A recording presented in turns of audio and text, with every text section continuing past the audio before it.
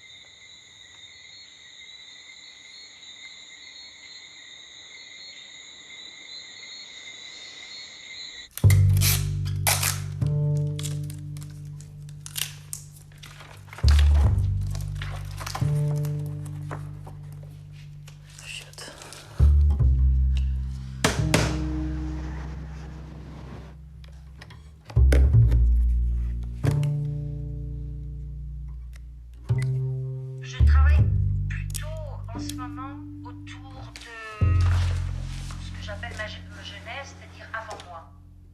Tu devais avoir... Tu écrivais. Ouais, dire 5 ans, puisque tu sais bien que... Ton dernier livre ne parle que de ta propre mère, qui écrivait aussi. On a vu 2 ans. Attends, tu penses que c'est quelle année? C'est 53. C'était 53, en effet.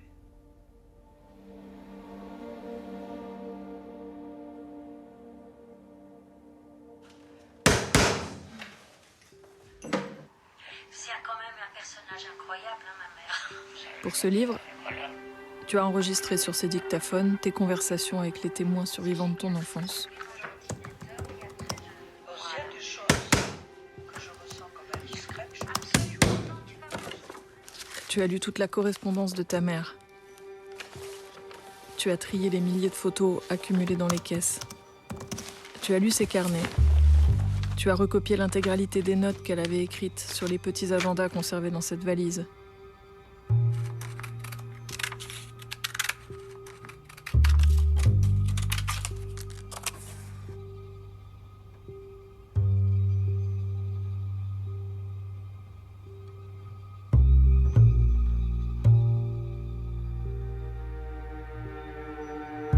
Tu as tout archivé. Tes écrits et ceux de ta mère. Vos carnets. Vos manuscrits. L'énigme de tes visages. Et ta voix.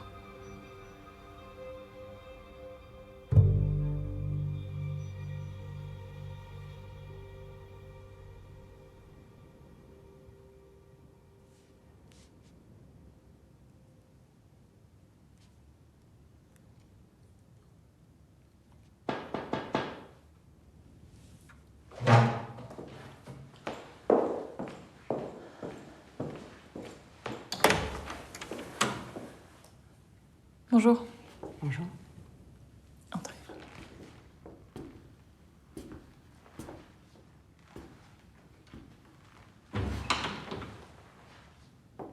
Vous voulez un thé, un verre d'eau, quelque chose? Non, non, ça va. J'ai ce qu'il faut.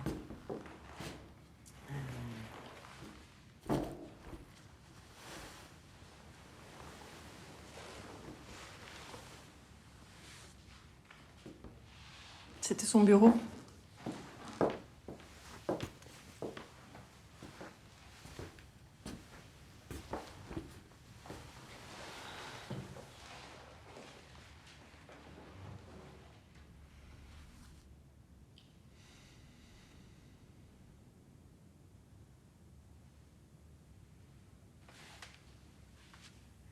Alors, ça c'est son jean, son t-shirt. J'ai pris un cardigan avec son écharpe. Son sac à main assorti.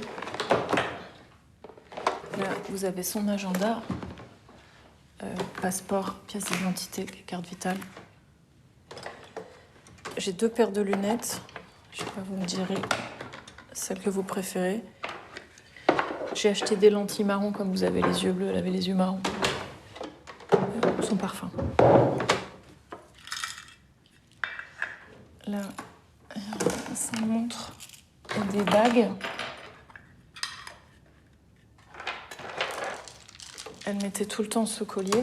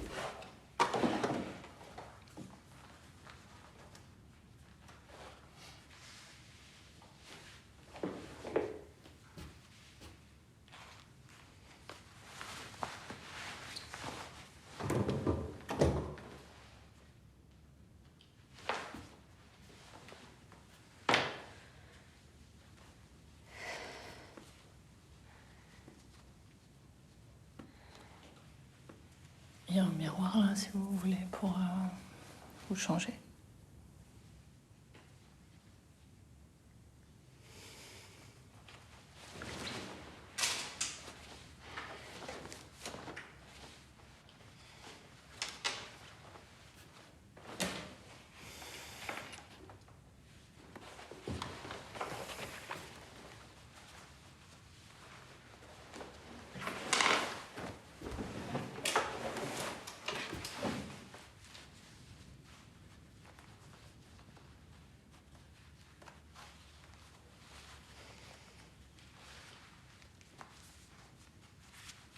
Je mets vos chaussures.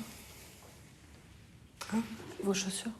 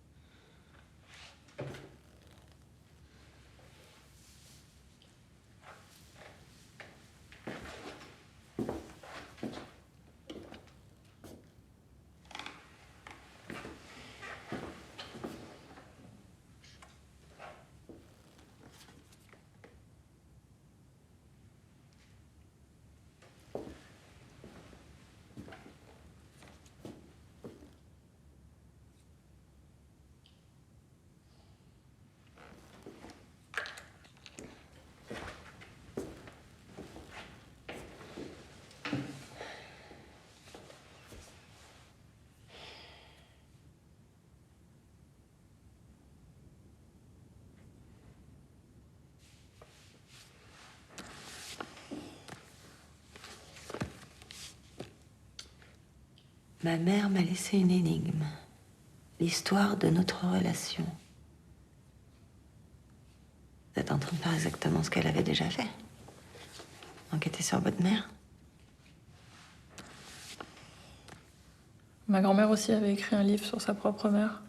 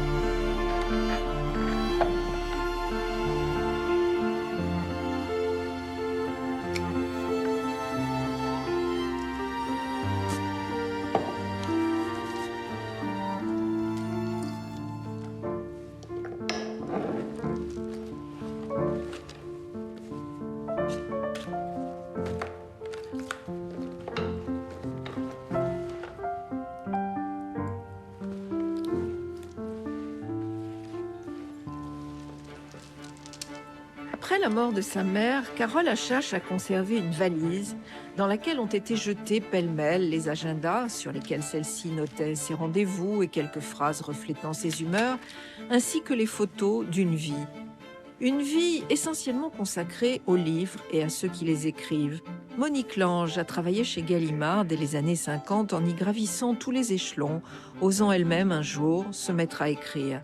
Je me souviens de ce bureau qui murmurait un peu que j'étais nulle mais marrant. Et à cette époque-là, c'était extraordinaire. C'était les années 50. On mangeait à la cantine, on se poussait toutes pour être à côté de Camus. J'ai connu Genet qui a profondément marqué ma vie. J'ai connu Marguerite Duras, j'ai connu Violette Leduc. C'était une très très grande époque. Carole Achache, devenue photographe, a commencé à écrire sur sa famille et ses secrets en 2008 avec La plage de Trouville, à travers l'histoire d'un tableau volé par les nazis chez sa grand-mère pendant l'occupation. Aujourd'hui, elle publie chez Stock « Fille de », un livre qui parle avec tendresse et violence de sa mère et de la vie qu'elle a menée avec elle. Une vie où elle a eu l'extraordinaire chance de côtoyer artistes, intellectuels et écrivains. Une vie où elle a eu le malheur de ne pouvoir y être juste une enfant, protégée, écoutée, consolée. Une vie où un étrange silence s'installe au milieu des incessantes et passionnantes conversations d'adultes trop brillants.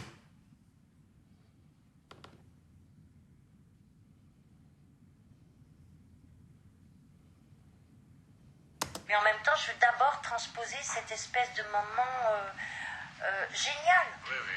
Génial. Voilà. Oui, oui. De cette... Non, il y a tout l'aspect personnel qui peut être passionnant. Mais non, attends, Triste. Il y a des choses tristes qui peuvent être passionnantes. Ouais. Pour un lecteur, c'est passionnant. Il y a quand même un personnage incroyable, hein, ma mère. C'est un personnage incroyable. Écoute, le générique, si c'était un film, c'était pas bon, c'est un film, mais bon, oublions le cinéma, complètement. Mais c'est le générique de ce livre est incroyable, le casting est incroyable. Avec parole d'apparition dans ce manuscrit. Monique Lange, Denis Mascolo, Jean Genet. Évidemment, il ne faut pas garder la possibilité que j'ai une faiblesse particulière pour le livre à cause de la gentillesse du portrait que tu fais de moi. Grandir là où vous avez grandi, avoir une mère comme la vôtre, c'était déjà une certaine chance. Et quelle chance, c'était les années 50 à Paris. Ce que Monique Lange était à la rive droite, Marguerite Duras, qu'elle connaissait très bien, était à la rive gauche. On avait 25 ans. C'était Saint-Germain-des-Prés. C'est là que tout ce qui est arrivé de décisif dans notre jeunesse, dans nos sentiments, dans nos croyances, dans notre folie. On est devenu fou de communisme. On disait que le peuple avait le droit de décider quelle serait sa lutte. Comme d'habitude, on n'a pas écrit là-dessus. On n'écrit pas sur le bonheur.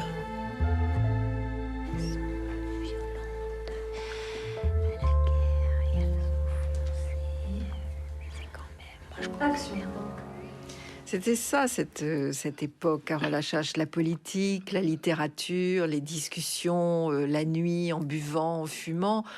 Et au milieu de ça, les enfants, ils devaient se débrouiller un peu. Oui, et c'était évident que ce soit pour ma mère ou que ce soit pour Duras, c'est qu'elle voulait vraiment que nous profitions de cette espèce de bonheur, comme dit Duras, et de passion. Et puis, il faut aussi penser qu'au sortir de la guerre, dans ce milieu, il y avait ce désir de liberté qui était fou et nécessaire. C'est-à-dire que beaucoup de personnes ont tourné le dos, mais d'une façon violente à la guerre, et elles ont foncé. C'était quand même... Moi, je considère qu'elles sont beaucoup plus libres que nous étions en 1960. Mais j'ai jamais fait un truc d'aussi dur de ma vie.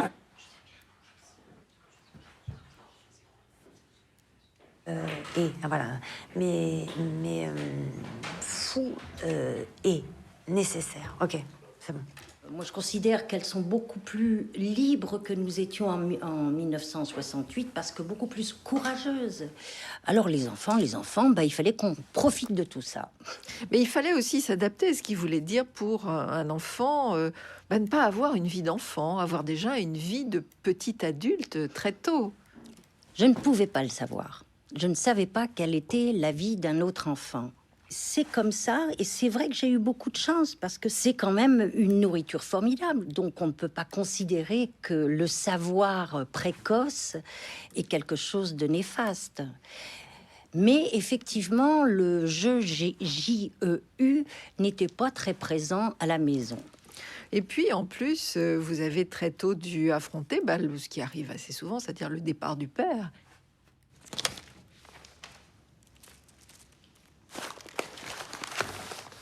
Me voici plein de bons conseils, averti comme pas deux, et joliment dans l'embarras d'avoir à t'écrire cette lettre. Je t'en supplie, l'ayant lu, détruis-la. De plus en plus obsédé par ce que tu sais, je ne me suis pas retenu d'en parler à un médecin de campagne que j'estime beaucoup. Ne m'en veux pas, mais tout cela me jette dans un si grand gouffre. Petit 1, pourquoi attendre de moi? Il se peut fort bien que tu ne puisses cacher longtemps la chose en toi. Petit 2, il y a des moyens d'éviter de passer par la Suisse. Tu serais là que la chose serait à tenter sans désagrément, j'imagine. Mais toi, toute seule, si loin de moi, j'ai de plus en plus l'impression que nous sommes deux enfants. Si tu voyais la tête que je fais ici. Petit A, ou bien tu viens en Alsace près de moi, je serai plus rassuré, l'on avisera. Petit B, ou bien si tu crois pouvoir le faire, tu utiliseras le petit procédé qu'on m'indique. Car l'essentiel me paraît précisément d'éviter l'intervention chirurgicale qui, même en Suisse, a de quoi m'effrayer. Si tu connaissais quelqu'un qui puisse te faire ces piqûres, il paraît qu'elles sont extrêmement efficaces. Entre-temps, marcher, courir, ne pas s'allonger, etc., jusqu'au moment où... etc. C'est du benzoginestol numéro 5, 2 ampoules dans une seringue par jour, en 4 jours, piqûre intramusculaire dans la fesse, 4 piqûres de 2 ampoules chaque fois. Au 9e jour, cela doit venir, et si c'est insuffisant, recommencer. Car sans ennui, sans curetage. Voilà. Décide.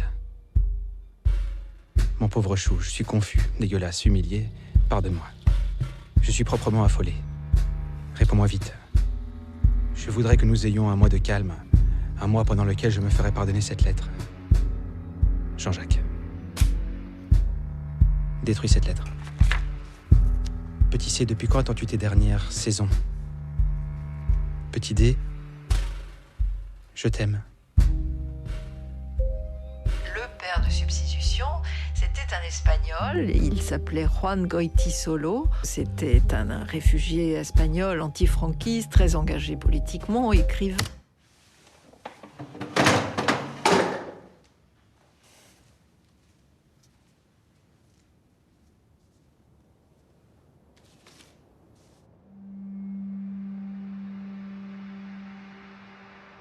Vous voulez que je vous rappelle l'histoire? C'est l'histoire d'une fille jeune qui est très amoureuse d'un homme qui ne l'aime pas.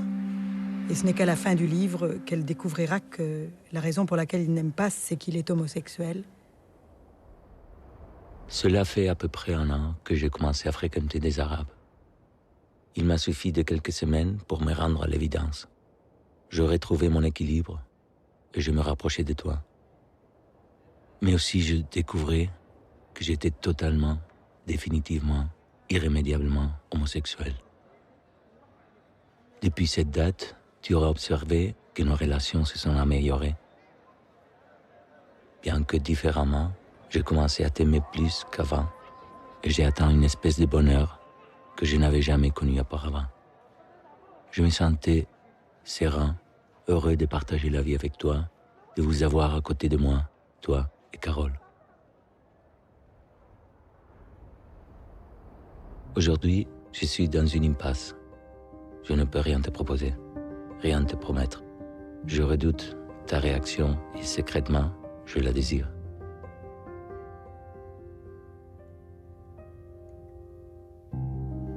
Je sais que j'ai détruit mon bonheur d'être près de toi, qui est si fort. J'ai peur de vivre sans toi. Il y a ton visage, ta capacité d'amour, tes yeux, ta tendresse. Je n'ai jamais été aussi proche de quiconque. Je ne suis jamais allé aussi loin dans l'amour qu'avec toi. Dorénavant, la réussite ou l'échec de notre relation dépendait de notre volonté de rester ensemble. L'illusion de former un couple normal avait fait naufrage et il nous fallait relever les défis de créer quelque chose de nouveau. Mais l'amour, la compréhension, le respect mutuel que nous possédions suffirait-il à maintenir la force des liens que nous jugions primordiaux?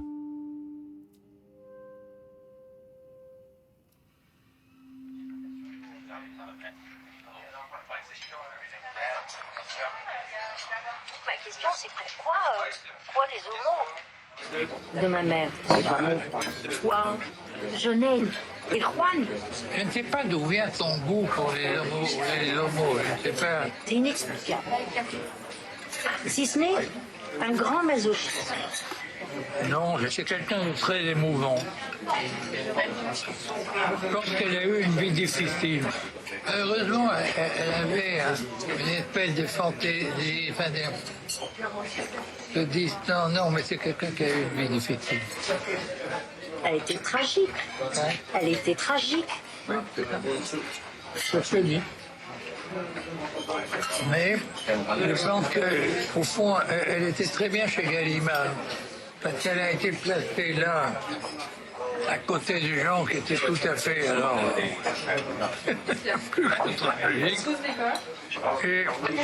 au fond, elle était dans le milieu. Elle n'était pas isolée.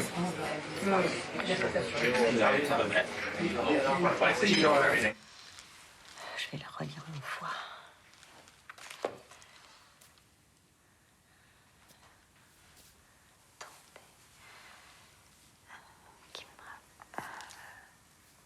Elle raconte qu'elle était frigide. Ah bon, mon père. Oui, bon, enfin. Oui, bon, enfin, bon. Voilà. Donc ça allait un peu mieux avec mon père. Et puis très vite, très vite, elle a été trompée.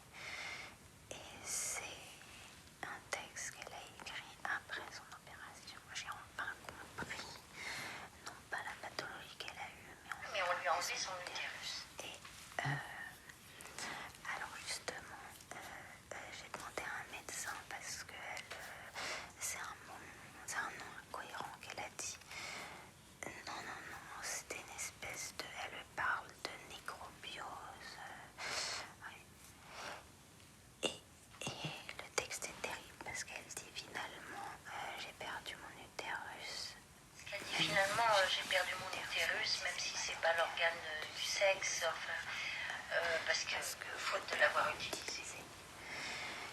Et j'ai mis une semaine pour remettre. Heureusement que je vais voir une...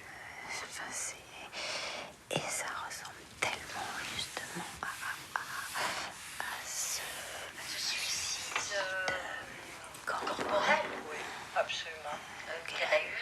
Écoute, j'ai toujours eu l'impression qu'il y avait quelque chose qui n'était pas résolu. C'est incroyable.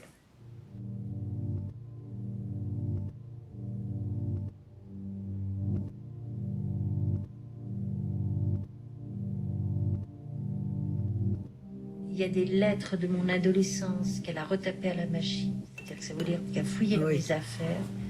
J'aime pas beaucoup ça. Non, mais c'est la sexualité par procuration.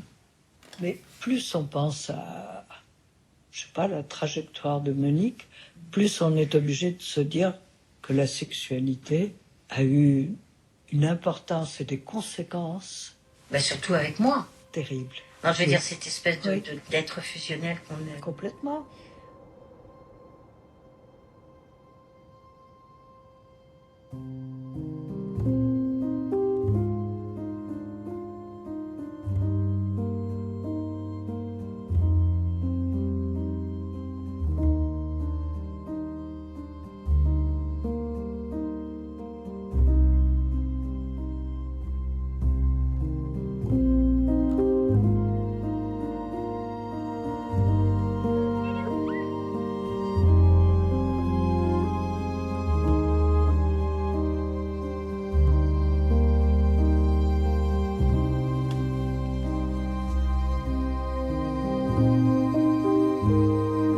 Elle me trouve géniale, je le sens. Il y a cette passion pour moi dans les yeux de ma mère, quel que soit le jour, quelle que soit la seconde. Même de dos, quand je marche devant, c'est une brûlure acide. Remant orgueil le dimanche, elle vend l'humanité. La une de journal face aux passants. Je suis assise près d'elle, sur la marge d'une entrée d'immeuble, et je reçois son bonheur comme une pluie de paillettes. Elle est folle de moi, je suis ivre. Au cours des grands dîners rue Poissonnière, les uns serrés contre les autres, toujours ce regard de ma mère que je sens poser sur moi par intermittence depuis l'autre bout de la table. Même sans la regarder, je la sens fière. Mon sérieux, ma gravité et le sourire de ma mère et son bonheur encore. Je suis exceptionnelle. Un jeudi, ma mère note. Définition du cafard par Carole. Tristesse un peu longue si on ne la domine pas.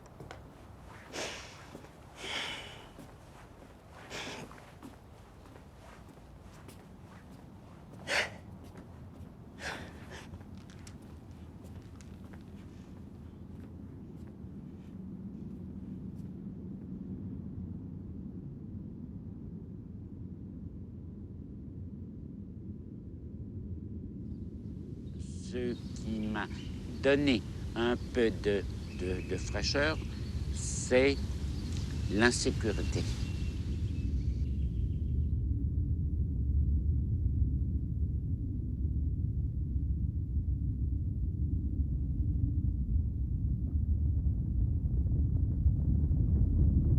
Jeunet m'invite à déjeuner en tête-à-tête près de son hôtel. Je suis fière. Monique aussi. Elle est si contente qu'il s'intéresse à moi.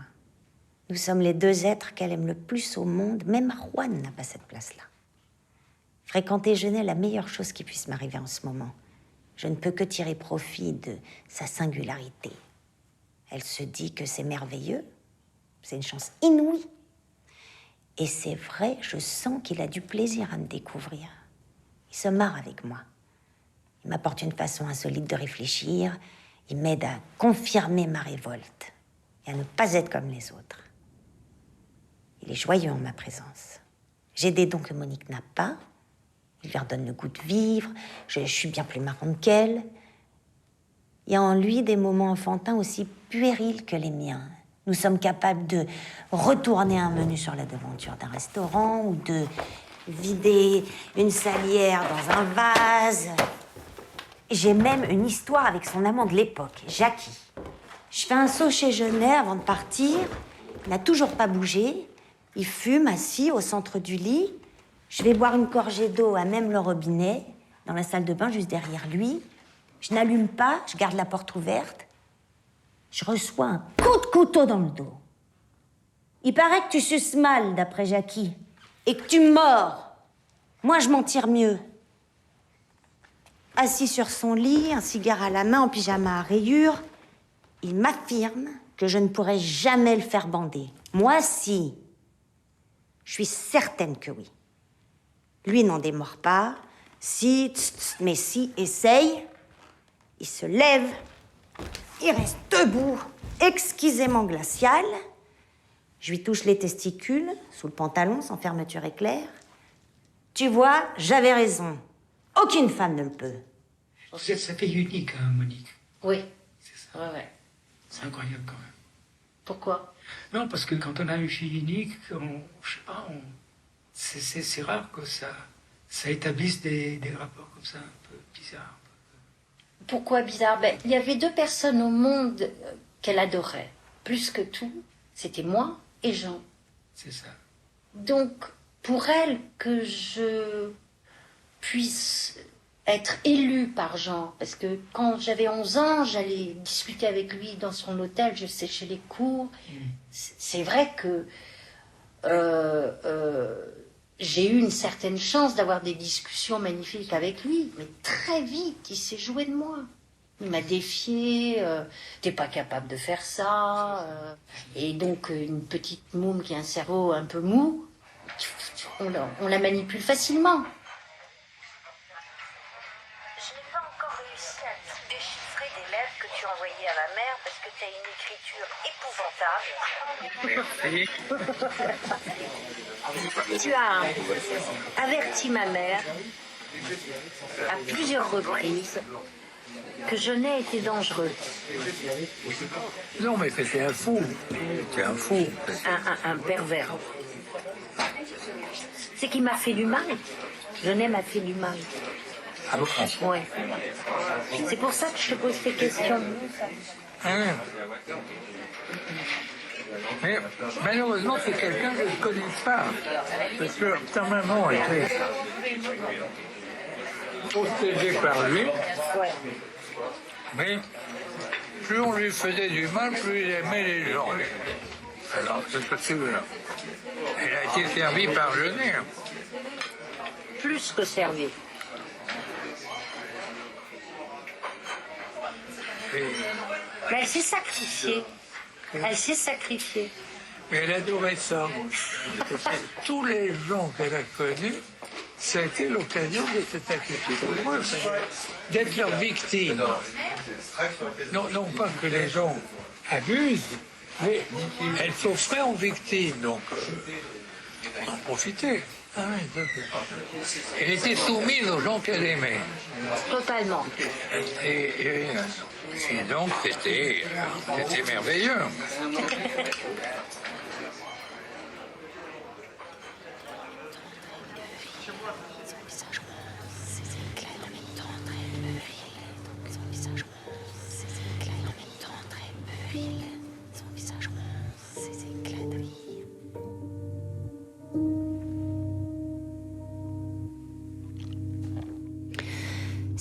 C'est toute l'ambiguïté de jeunesse, c'est-à-dire que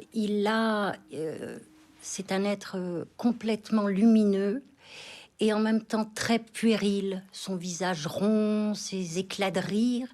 Et donc, oui, il détestait les femmes. Alors, au moment où je l'ai beaucoup vu, j'étais assez jeune, j'avais 11-12 ans, donc j'étais encore androgyne.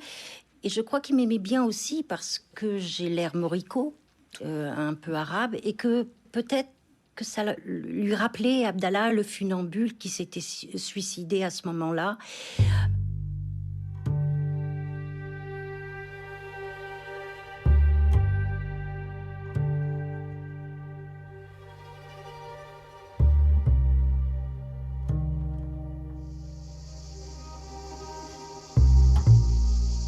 Et Abdallah fait partie de ma vie tellement intime que je préfère ne pas en parler devant la caméra. Je n'oublierai jamais Abdallah, le funambule que j'adorais et qu'à 10 ans je voulais épouser. Abdallah est tombé du haut du fil sans protection. Peu après, il est remonté. Peut-être trop tôt. Pour répéter un numéro sous les yeux de Genet, qui souhaitait, assis en bas, qu'il aille plus loin, toujours plus loin. De nouveau une chute. Puis la sentence des médecins. Abdallah n'avait plus le droit de prendre des risques, dans son costume aux 1000 paillettes sous le chapiteau de n'importe quel cirque. Il était devenu banal. Il y a ce mot banal, qui est omniprésent chez Genet. Et j'entendais murmurer les adultes autour de moi et sous-entendre une tragédie, comme une chronique annoncée de son suicide. Tout le monde s'inquiétait. Et puis un soir, il s'est pendu.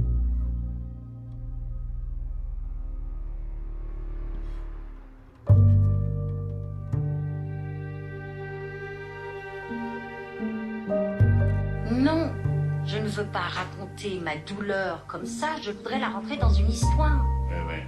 Je suis quand même l'enfant d'un monde intellectuel.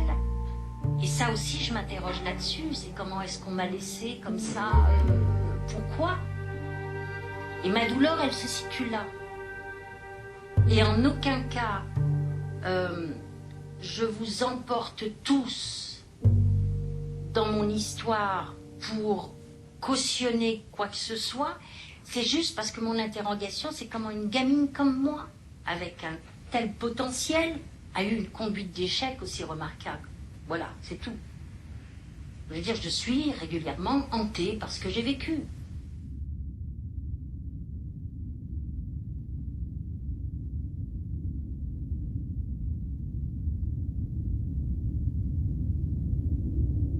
Georges Semprún a été important aussi pour la confection de ce livre. Vous êtes allé le voir pour vérifier certains souvenirs et il vous regardait, ça se sent, avec comme une sorte de remords, en disant qu'à un moment, vous étiez devenue folle. Folle? Pas bien. Pourquoi pas? Pas bien. Ouais, pourquoi pas? Quand il vous regarde, alors j'ai dit folle, c'est pas ça, mais on sent qu'il se souvient de vous comme d'une adolescente en révolte et qui a commencé à faire des folies, c'est-à-dire à ne pas se soucier, n'avoir aucun respect d'elle-même, de son corps. À la fois avoir envie de liberté et montrer qu'elle pouvait s'éloigner de sa mère, mais en même temps, vous avez pendant un moment, Carole Achage, vous vous êtes fait du mal à vous-même. Il n'y avait pas le choix.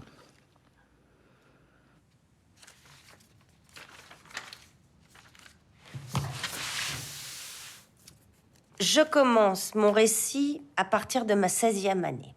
Auparavant, j'agissais en somnambule, j'avais brûlé énormément d'étapes, mais quant à me construire, ce n'était qu'un gros brouillon. Je ne parlerai pas de ma famille, mon origine sociale, même si Mr. Freud m'a bien expliqué que tout vient de là. Bon, en fait, jusqu'à mai 68, mes tribulations étaient totalement solitaires, si ce n'est quelques rencontres disparates que je faisais pour baiser. Et puis, ce fameux mois de mai m'a fait rentrer dans le rêve. Dans la réalité, dans ma réalité, ce mois de mai, beau cadeau pour mes 16 ans, cela m'a tout simplement permis de ne pas me déconnecter de ma révolte, puisque le monde extérieur avait ma couleur. Mon malaise, je l'ai exprimé à ce moment-là à travers la politique. Quand j'y pense, mon militantisme était vraiment bidon, mais j'avais réussi à trouver quelques théories qui correspondaient exactement à ma flemme. Faire de la politique, c'est ne plus subir le monde. Je suis à peu près sûre que si j'ai toujours voulu en faire qu'à ma tête, c'est grâce à ce petit moi. C'est une autorisation que la société m'a donnée à partir de ce jour-là. Je suis vraiment heureuse et fière d'avoir vécu un moment pareil. Je passais l'été suivant à valdinguer à travers des groupes anards. Impossible de retourner au lycée. Je commençais à vivre avec un garçon qui avait 1 an de plus que moi. Je voulais vivre, mais je ne savais pas comment. L'héritage intellectuel ne m'aidait pas sur ce plan-là. Je n'avançais que par des références morales, sans me laisser aller. En quelque sorte, j'entrais dans la vie en sachant un peu ce qu'il ne fallait pas faire, mais pas du tout ce qu'il fallait faire. Tout était figé dans ma tête. Tout se cristallisait dans un parfait ennui, dans une étrange tristesse. Je commençais à exploser parce qu'intuitivement, je voyais que j'allais nulle part.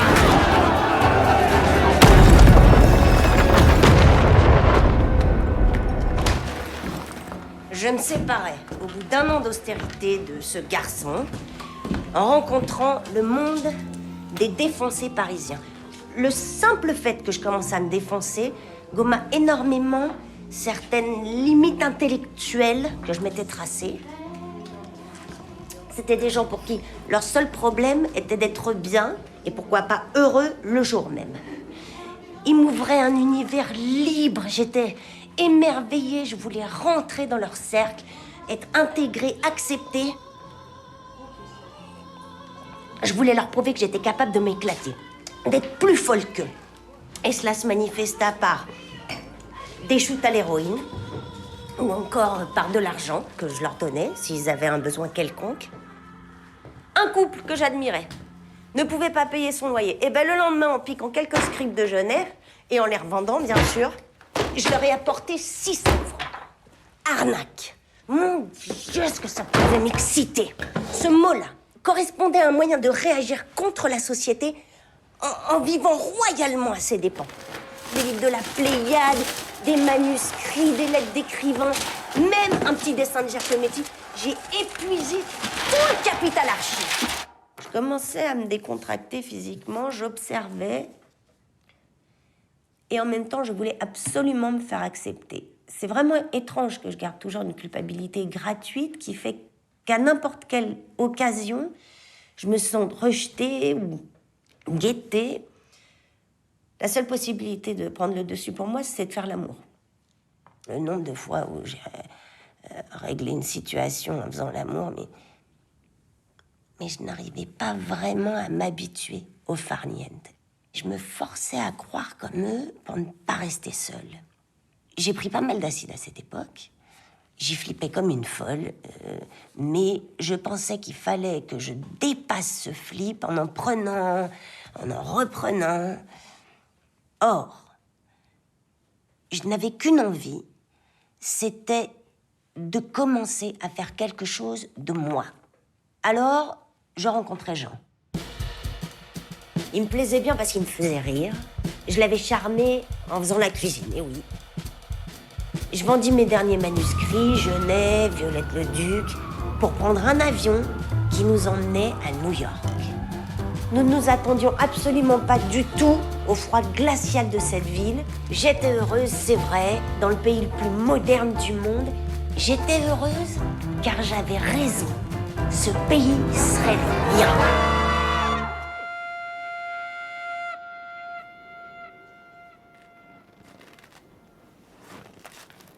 Deux heures plus tard, mon humeur changea complètement. J'avais faim, pas un rond.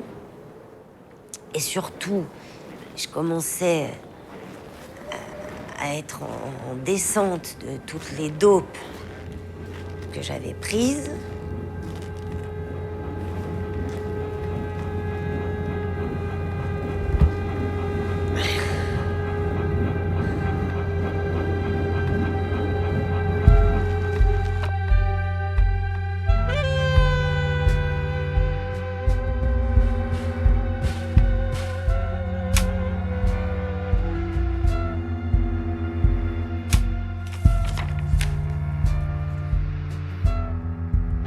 Il habitait dans un hôtel tout près.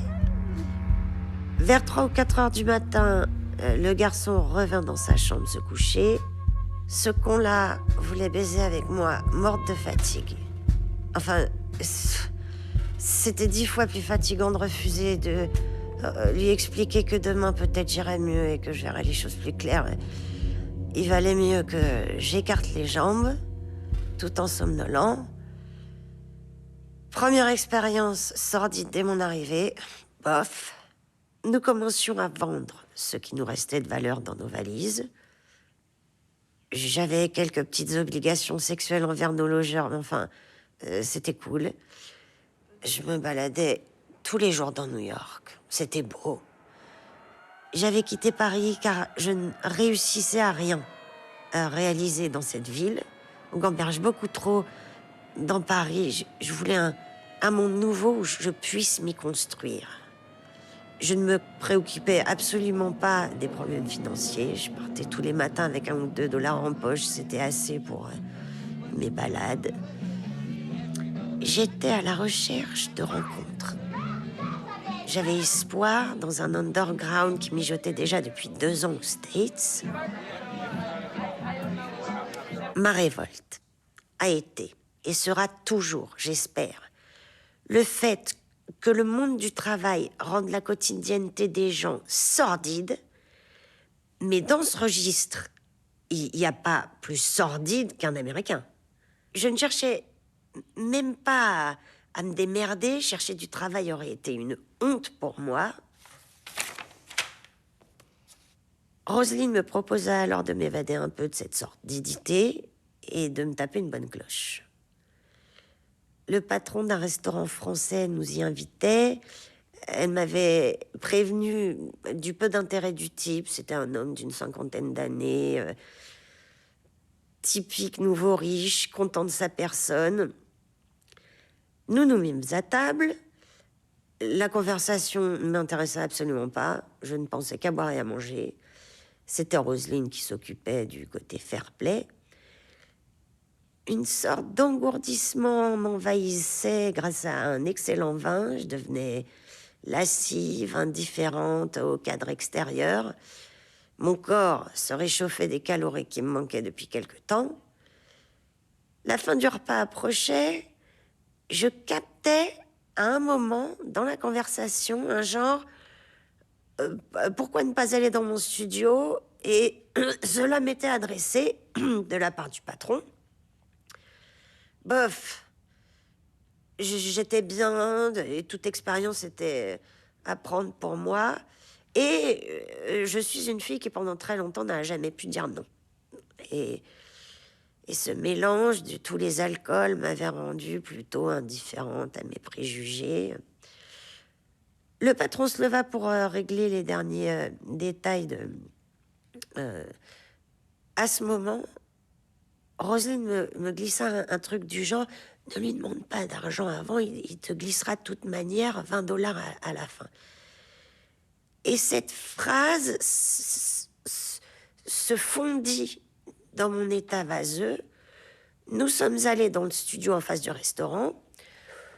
Les choses se passèrent tout à fait normalement, sauf qu'il n'y avait pas cette recherche de rencontre amoureuse. Mais cela ne me gênait pas dans la mesure où ce n'était, hélas, pas la première fois que je baisais sans faire une vraie rencontre humaine. Une demi-heure plus tard, c'était fini. Je sais que j'ai joui. Toilette, rhabillage, et effectivement, il me donna 20 dollars. Roselyne trouva que j'avais du cran, qu'elle avait fait plus de difficultés, elle, la première fois. Le brouillard dans ma tête continuait. Nous marchions dans Manhattan, l'air était assez frais, et je commençais à décuiter. Elle me proposa de passer l'après-midi ensemble parce qu'il y avait un coût inespéré de 100 dollars chacune, 2 hommes, en voyage d'affaires. Et tout à coup, la boule monta à ma gorge. J'étais totalement écœurée par moi. Je réalisais que je m'étais vendue moralement. Physiquement, j'en avais rien à foutre. Mais toutes mes théories, ma rébellion, étaient annulées par ce que je venais de faire. Me vendre, là, n'était pas le problème, mais je venais de salir le seul acte où je me pensais libre. Je venais de me compromettre avec ce monde que je détestais. En 2 heures, je venais d'effacer toute ma violence, tout mon refus. Jean m'expliqua que c'était le prix à payer pour notre liberté, que tout le côté folklore, de fête, de besoin de bonheur sans limite, ça se payait très cher. Le monde est laid, la vie est très dure, c'est ce qu'il a dit. Et que, finalement, c'était un très petit moment à passer pour se laisser vivre après. Il fallait pas que je rêve. Si nous voulions tirer quelque chose de cette société pour bien vivre, il fallait le faire. Que je me fasse pas d'illusions, c'est la condition sine qua non pour pouvoir vivre librement. Voilà. Je n'avais effectivement pas le choix. Je ne m'étais jamais posé la question comment m'en sortir financièrement. Je me laissais vivre. Il y avait aussi cette facilité économique que j'avais grâce à ma mère, qui suppléait à tous mes besoins. Je rentrais dans une étrange réalité, celle du mensonge, de la pure compromission et en quelque sorte de profonde désillusion. Et je suis allée jusqu'au bout de ce chemin. Je suis devenue une très bonne prostituée. Le chemin était simple, entrer dans le meilleur hôtel, demander à la réception si monsieur un tel était là, faire une gueule d'empeigne devant une réponse évidemment négative, et enfin m'installer patiemment sur un fauteuil qui puisse panoramiquer sur le va-et-vient. Au bout d'une demi-heure, je trouvais quelqu'un. J'ai vécu une vraie dichotomie. J'avais plusieurs vies et je n'arrivais pas à les concilier, mais à la fin, il m'était impossible de ne pas incorporer ma vie de pute dans ma vie de fille d'intellectuel. Si j'analyse mon attitude pendant ces années, je peux constater que je poursuivais une démarche suicidaire.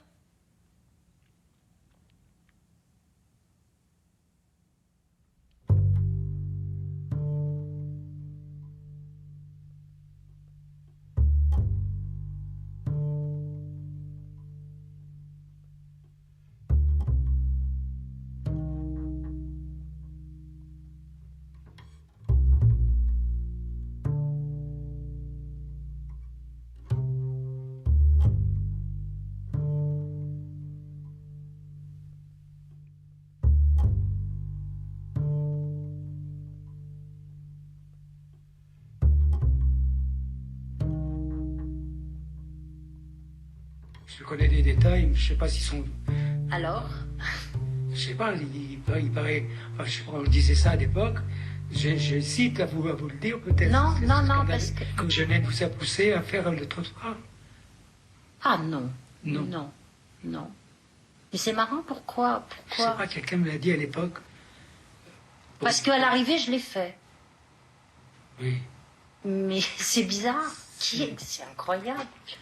Je l'ai fait plus tard et je pense que c'est une... Et Jeannette n'y était pour rien. Non. Il m'a, par contre, il a été complice d'une... J'ai eu une histoire trop jeune avec Jackie. Oui. Vraiment. Oui. Où ma mère est un peu complice. Ce qui n'est pas... Vraiment, j'avais 12-13 ans. Donc, c'est à mon avis prématuré. Mais c'est drôle, ce truc-là. C'est le beau courant, en tout cas.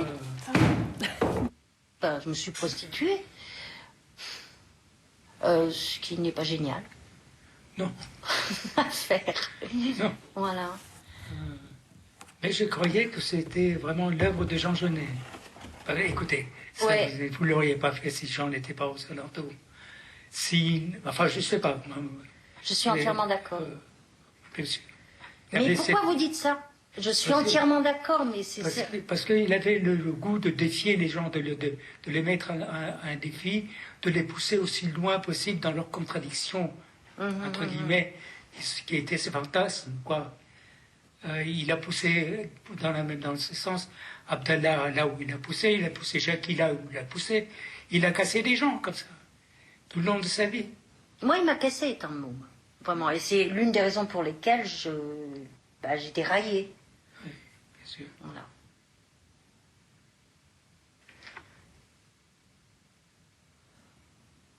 Est-ce que ma mère a pu être au courant de ça?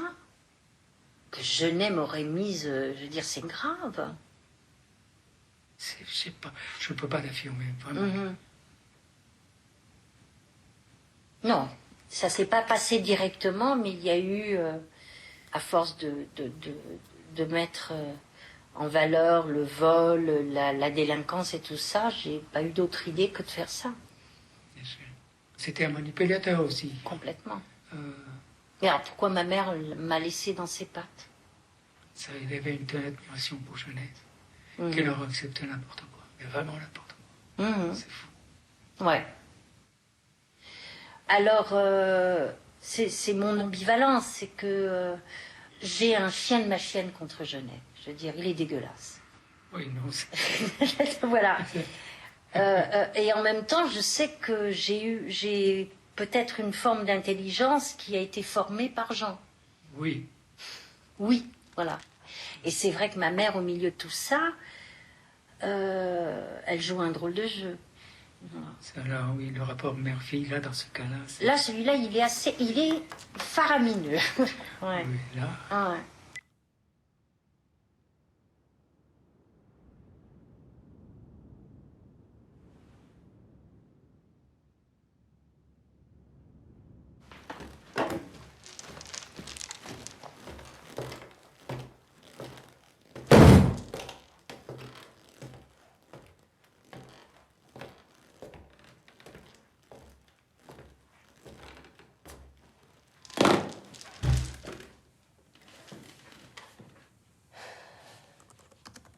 Je n'ai pas été comprise.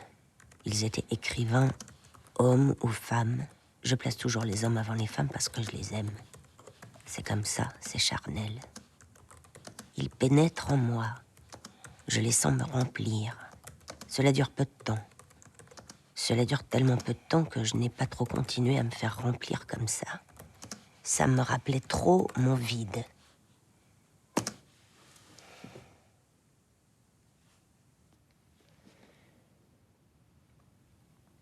Il ne m'est pas difficile en ce moment de me dire que je suis une merde et une éternelle incapable.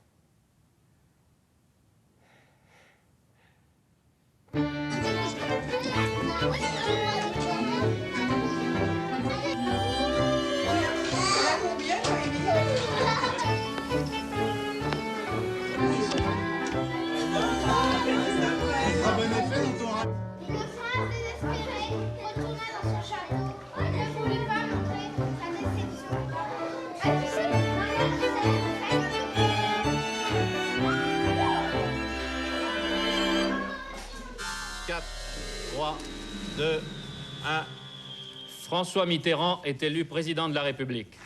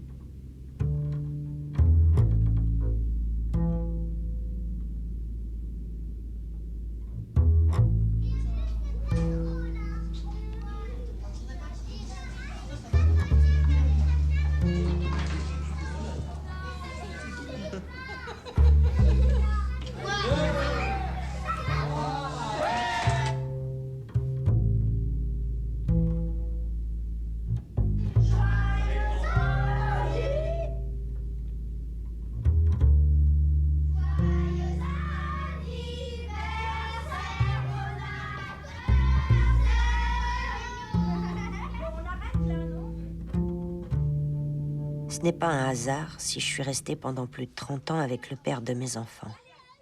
Retrouvant un équilibre en rangeant ma maison, balayant, ôtant la poussière, ce besoin que l'extérieur soit organisé tant à l'intérieur je me sens défigurée. Me référant à la sévérité en opposition au n'importe quoi que j'ai vécu. Ai-je fait preuve de trop de conformisme en apparence pour pallier mes absences de repères?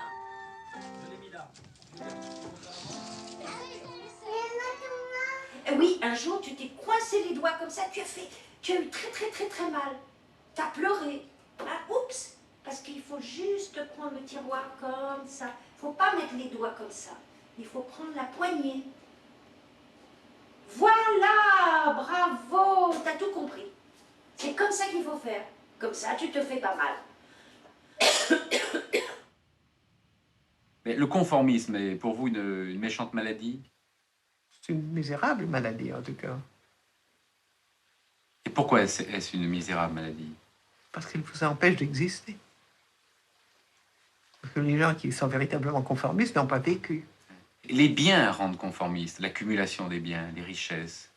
Tout au long d'une vie, on s'attache pas seulement à des êtres, on s'attache aussi à des objets, à des souvenirs, à des photographies, à des... Ça n'est pas méchant, mais il faut toujours pouvoir s'en passer. Oui. Mais vous ne vous en passez pas ici, parce que... Oui, bien sûr, puisqu'ils sont là. Mais le jour où ils n'y seront plus... Peu importe. Oui. Vous savez la belle phrase de Cocteau que j'ai déjà citée dans je ne sais quelle entrevue. Qu'est-ce que vous emporteriez si la maison brûlait? J'emporterais le feu. Joli. Très joli.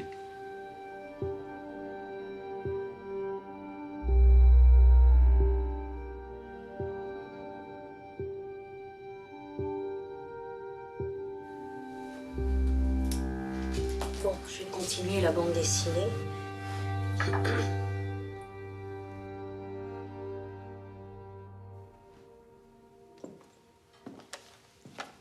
Ma mère faisait beaucoup de bruit quand elle buvait son thé le matin.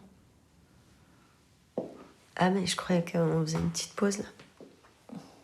Non.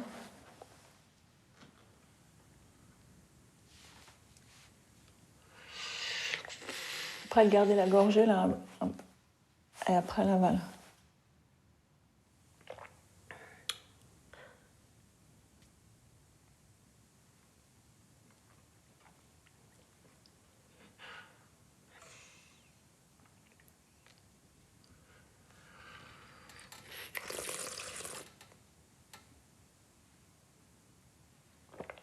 Je détestais ce bruit.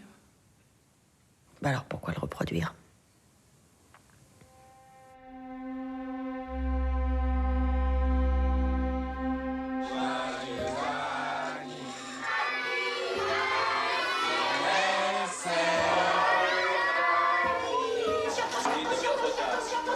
Attention. Au revoir.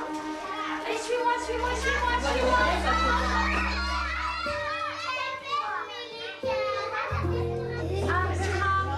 Piqué. Super bien.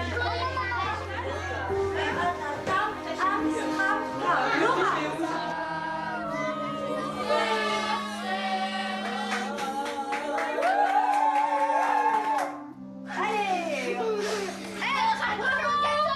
Bravo, je peux pas applaudir.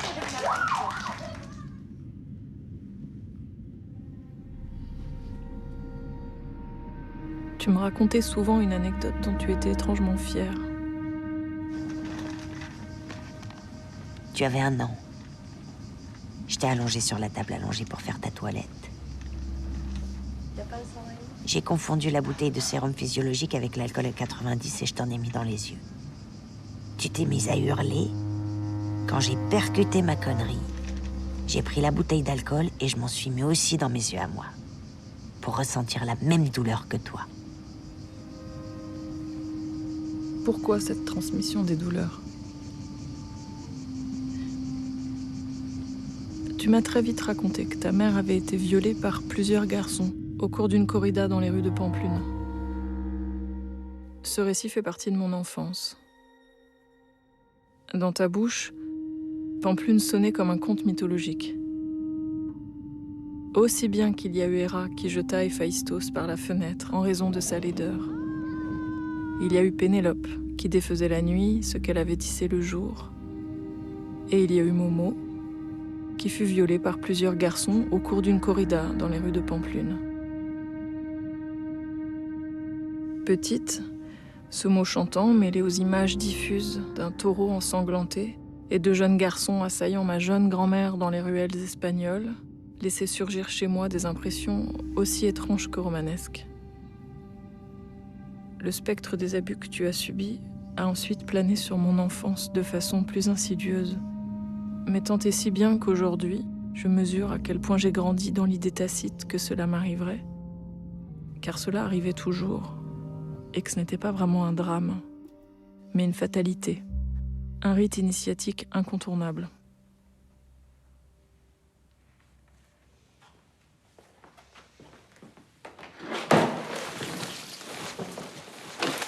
De mon enfance, je garde le souvenir heureux de nos séjours fréquents dans la maison de Juan à Marrakech, où il vit la moitié de son temps. À 13 ans, je découvre l'homosexualité de Juan et je comprends mieux qui est Amir, que je connais depuis toujours et qui vit dans la maison, avec son frère et leur famille.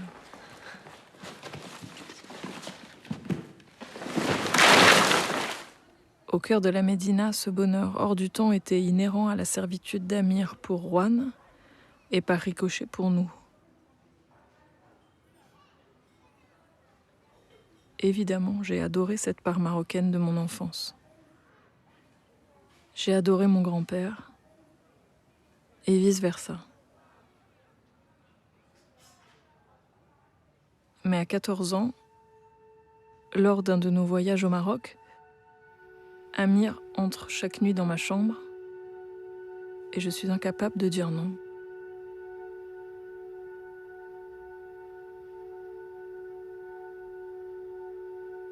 Je t'en parle, tu t'effondres et tu me dis que tu savais que cela m'arriverait, que cela t'était arrivé aussi, car les femmes sont maudites dans notre famille.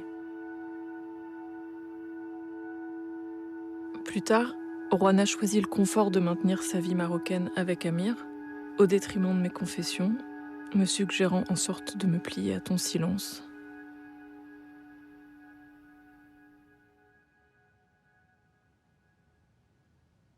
Je n'oublie pas, et je romps mes liens avec Juan au nom de ceux qu'il maintient avec Amir. Mais très vite, je découvre que tu reproduis les ambiguïtés de ta propre mère. Tu es incapable de sacrifier le privilège de ta relation avec Juan au nom d'un abus subi par ta fille.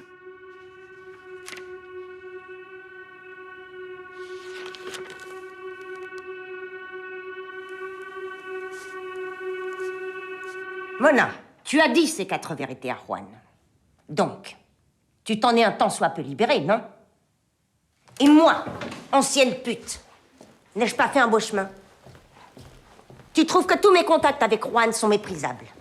Comme si je niais ce qui t'était arrivé.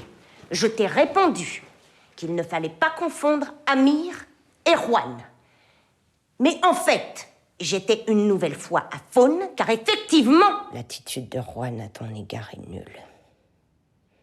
Et moi, je suis au milieu, dans mon silence éternel, ayant donné toutes mes forces pour structurer mes enfants.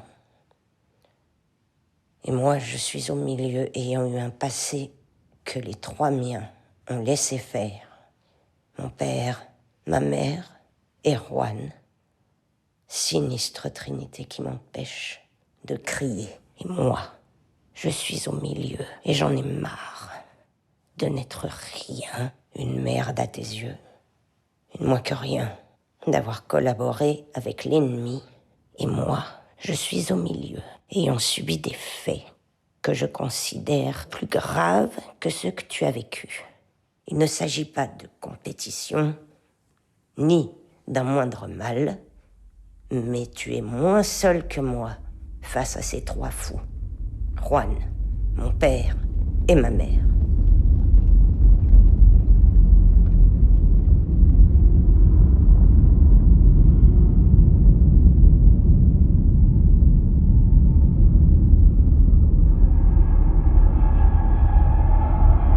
Pourquoi?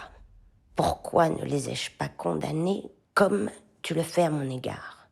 Pourquoi m'ont-ils tué? Je suis un être ridicule, grotesque. Je suis une merde éternelle, aux yeux de ceux qui devraient être mes parents, aux yeux de celle qui est ma fille, Tu me trouves indigne d'avoir collaboré avec l'ennemi, d'avoir dit, lors d'un dîner auquel tu assistais, que Juan était quelqu'un de bien. Oui. Mon ambivalence, mon ambiguïté sont là. Je pense réellement que Juan est à la fois quelqu'un de bien et une ordure, comme tu le dis. Je pense réellement que ma mère est à la fois une ordure et quelqu'un de bien, et que mon père est à la fois une ordure et quelqu'un de bien, et que je suis le fruit de cette trinité, donc une erreur. Je ne peux pas réparer ce qu'Amir t'a fait. Je ne peux pas réparer la rancœur que tu me voues. Et je suis au milieu. J'ai envie de me couper la langue pour me forcer à me taire. Ce qui me ferait mourir comme une fleur qui se déshydrate.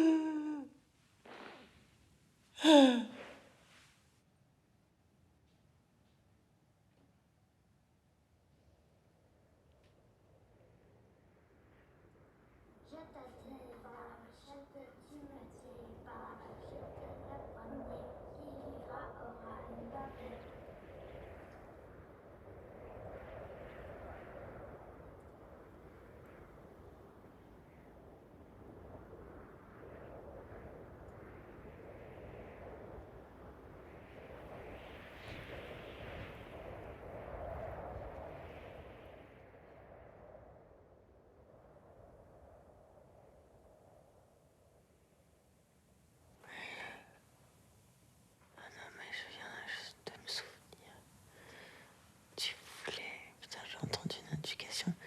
Je sais pas si tu me l'as donné directement, moi, ou... Tu voulais que je fasse quelque chose de particulier, non? Putain, non, j'étais en train de rêver, laisse tomber. N'importe quoi. Oui, les photos.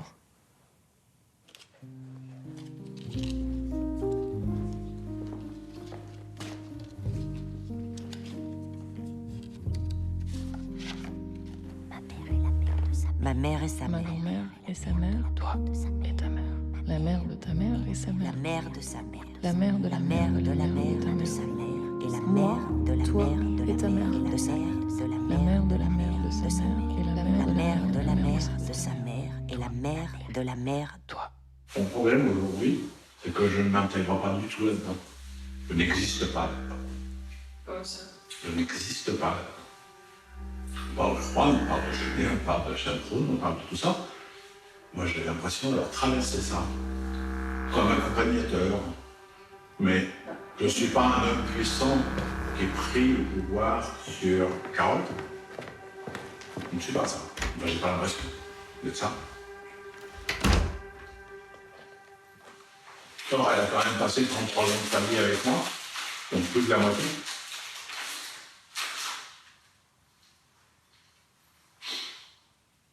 Mais moi, si tu veux, effectivement, j'ai été absent, quoi. J'ai traversé tout ça sans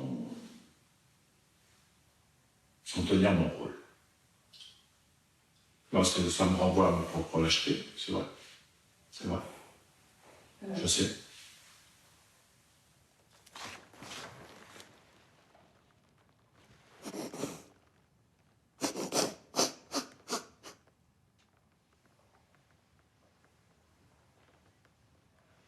Dans votre famille, les hommes passent, et Dieu sait s'il y en a, s'ils sont importants. D'abord, ils font les enfants. Mais c'est vraiment quelque chose que vous avez écrit de mère en fille, de mère en fille, à travers les générations.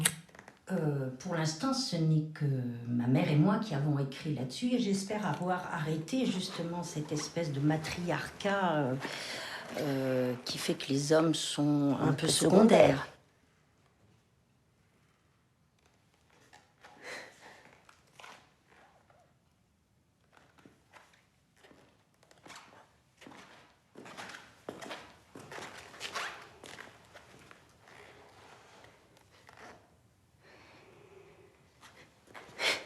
Depuis plusieurs jours, j'écris. Discipline de l'isolement parallèlement à la vérité de ma solitude. Sans doute en suis-je responsable. Mais je me suis juré de ne pas me plaindre dans ces carnets. Je viens de lire une phrase de Duras sur le net. Elle dit « Je ne parviens à me libérer de moi que dans 2 cas. Par l'idée du suicide et par celle d'écrire. La salope. Elle détient la clé. Je ne la détiens toujours pas. À mon âge, oui, mais... Personne avant elle n'écrivait dans sa famille. Autour de moi, oui. La censure ou le complexe réside là.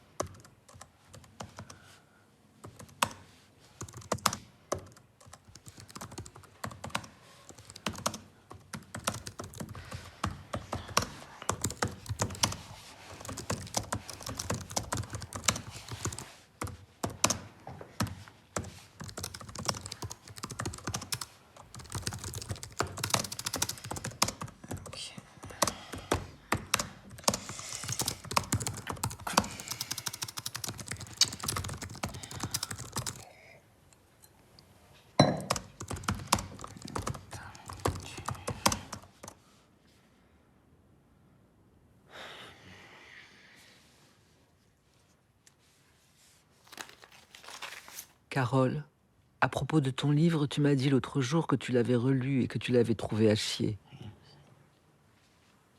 Il ne faut pas pour autant douter de toi. Depuis près d'1 an et demi, je mets mes papiers en ordre pour ma retraite. Je suis sidéré, ahuri du nombre de livres, de scénarios qui n'ont pas abouti. Certains peut-être par injustice, mais d'autres qui étaient carrément mauvais, immatures. Je n'ai aucune amertume devant tout ce qui n'a pas abouti. C'est ce qui m'a faite, ou défaite, je ne sais pas, mais c'est ce qui fait que je suis comme je suis. Ma vie peut apparaître comme une suite d'échecs, mais je ne le sens pas comme ça. Et si c'était à refaire, je crois que je recommencerais.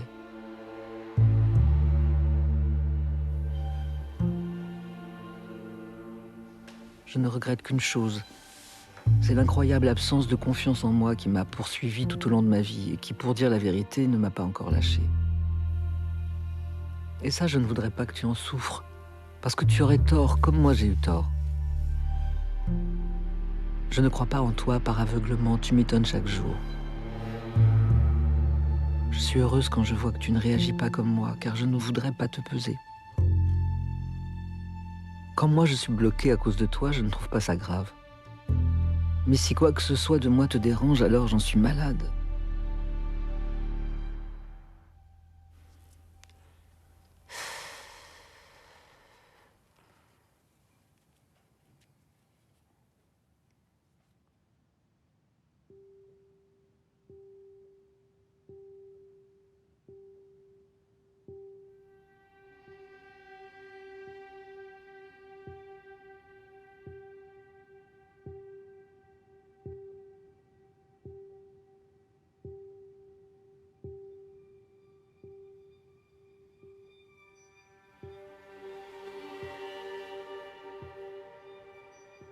Tu vois, il y a tout le temps, elle prend de plus en plus de médicaments, c'est terrible, il y a une descente. C'est affreux, c'est affreux, c'est affreux. Elle s'est laissée...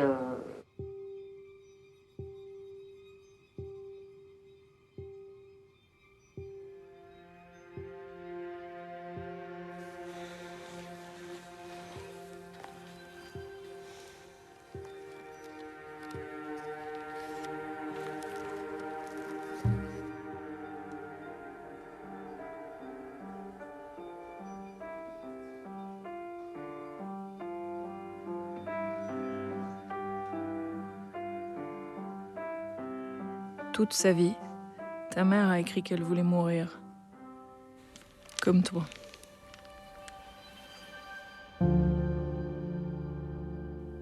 Comme elle, tu as reçu en héritage la propriété de l'immeuble dans lequel nous habitions tous. Et tu l'as vendu. Tu as tout placé en bourse, la bourse s'est effondrée, et tu as tout perdu.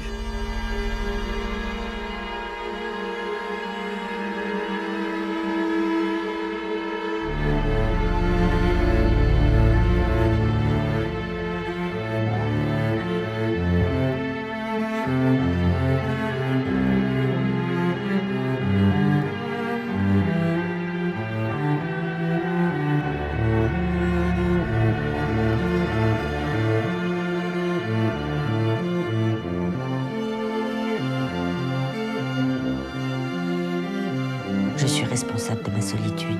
Elle est terrible à vivre. Qu'est-ce qui me tient en vie? Écrire. Quel luxe. Je garde ce luxe. Il ne me reste plus que ça. Je n'ai jamais été foutu d'être comme ce que sont les autres. Prévoyant, performant, salarié, semant un passé qui donne des fruits, des points de retraite, des cumuls enrichissants dans tous les sens du terme, entretenant des relations et affinités. Je ne sais pas bien jouer le jeu. Et c'est cela qui m'excite. Je suis plutôt une Pénélope qui ne cesse de remettre en question la veille et défait chaque seconde. Du coup, aucune preuve de ce que j'avais cru construire, jusqu'à la preuve par neuf au travers de l'attitude de mes enfants qui me fuient. Même mon amour envers eux n'est pas crédible.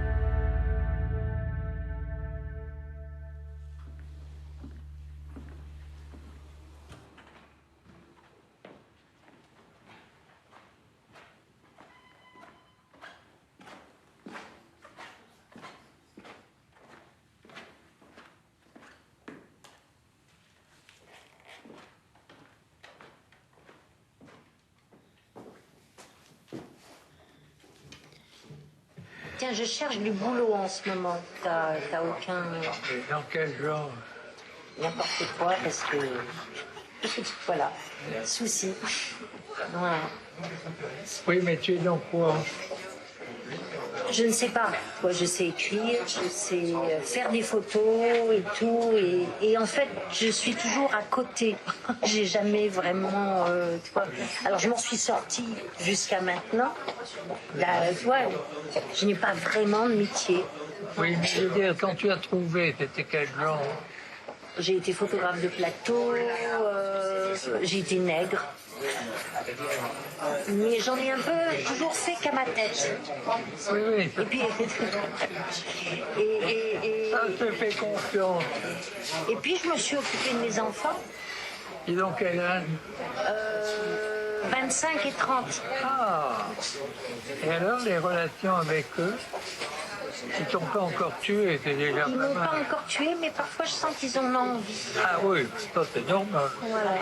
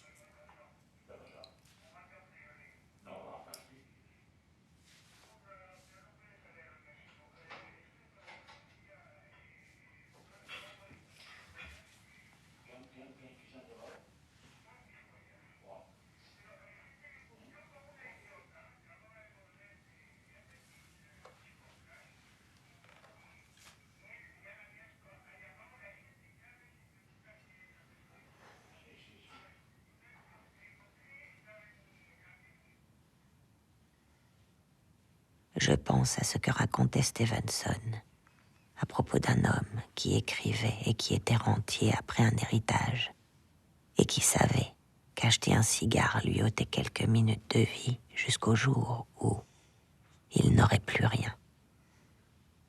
Après, il le savait, il se suiciderait. Ce n'étaient que quelques phrases que j'ai lues, je crois, il y a 2 ans. Et je me demande si ce pari n'est pas le bon. Ça s'appelle en avoir marre.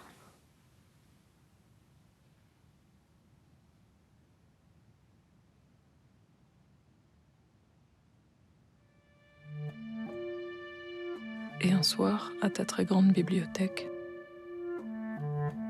tu t'es pendu.